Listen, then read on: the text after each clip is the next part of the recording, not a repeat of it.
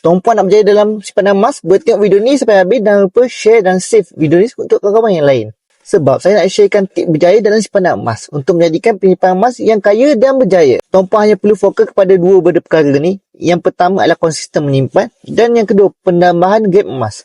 Walaupun tuan-puan menyimpan 1 gram emas dengan peningkatan harga sekitar RM50 per gram, tuan-puan masih belum kaya. Kerana hanya 1 gram emas saja. Saranan saya, fokus pada simpanan secara konsisten dalam akaun emas gap. Sebab bukan saja ia memberikan harga yang lebih murah, malah ia membantu tuan-puan kumpul gram emas. Dengan bajet yang rendah, emas fizikal boleh dikeluarkan pada bila-bila masa dalam pelbagai saiz, sama ada gold bar ataupun dinar.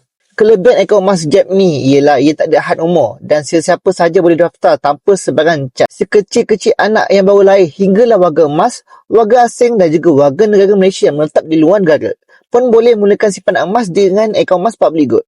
Jadi, bagi tuan-puan yang berminat untuk mulakan simpanan emas bersama Public Gold, tuan-puan boleh rujuk link di bio saya bantu dengan sebaiknya. Teruskan follow saya rapat tentang ilmu emas dan kewangan. Semoga manfaat. Siap.